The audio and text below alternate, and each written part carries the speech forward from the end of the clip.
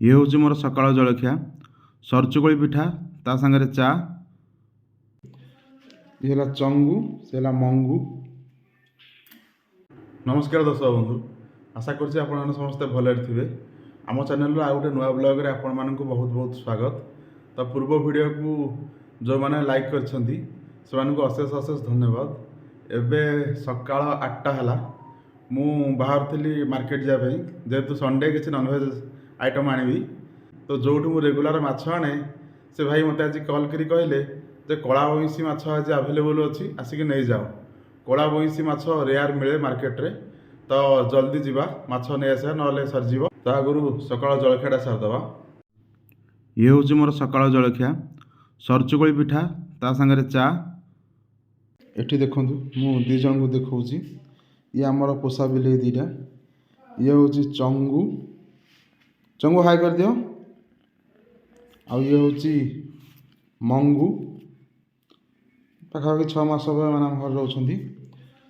ये चंगू से मंगू। तो ये जस्ट माछ भजा आरंभ है। कला बइंसी माछ भितरटा येलो कलर थाए ये जमी देखुं आपण मैंने आउ खावा को बहुत टेस्ट लगे। गरम टिके जोर हो तो पखाड़ खाया प्लान है। पखाड़ सागर माछ को टिके ड्राए करी फ्राए करदे।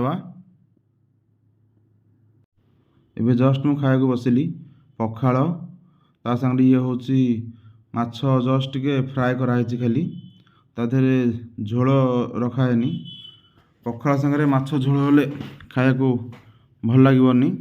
आज गरम बहुत जोर हो फेब्रुआरी मास नॉर्मली एत जोर गरम हुए तो एबे खाଇବା स्टार्ट करिवा। एबे फास्ट बाइटटा नवा खाया बहुत ही भल होइची। ये माछ नॉर्मली बहुत टेस्टी थाए आउ पखाड़ सागर एमती माछ ड्राए करी खाइबा को बहुत भल लगे। आउ कुछ आइटम मु करि पारलेनी आज अलग काम टिके मोर अछि सेकंड हाफ रे। आउ एबे खाइ सारला परे डायरेक्ट मु सोनूर फार्म हाउस पाक जीवी। एबे जस्ट मु खाइ सारी उठिली जमती आपने टाइटल रे देखिथिले आज मो सान भाई कान्हू घर को आसुची। कान्हू गोवा रे चाकरी करे आज से घर को आसी पहुँचो 2 दिन है ट्रेन रे बसिलानी। एबे जस्ट आसी सोनू मोर फार्म हाउस पाखे पहुँचली। आपण मैंने कन्फ्यूज होते मुझे कहली घरे मु सोनू फार्म हाउस पाक जाऊँगी पुणी कहली कान्हू घर पाक जाऊँगी।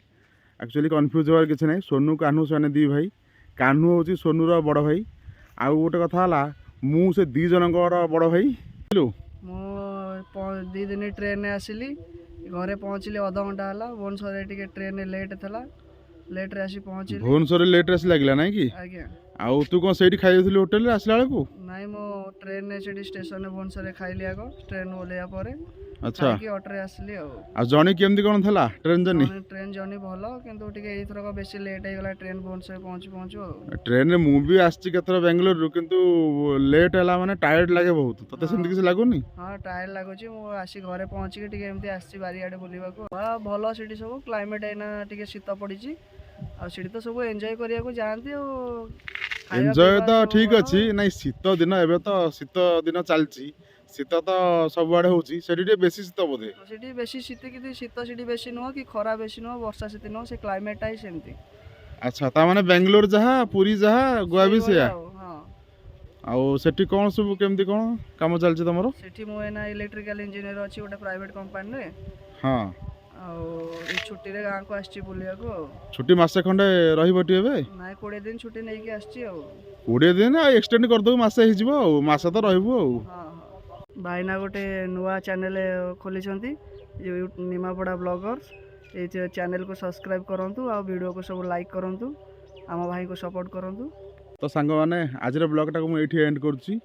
आज टे मोर ऑफिस काम रही जाता से बेस समय किसी शूटिंग कर पारे संडे हेले भी ऑफिस काम थिला आज जेहेतु कंपनी प्रोजेक्ट सबमिशन हम बहुत जल्दी देखा गोटे नुआ ब्लॉग रे रही। नमस्कार।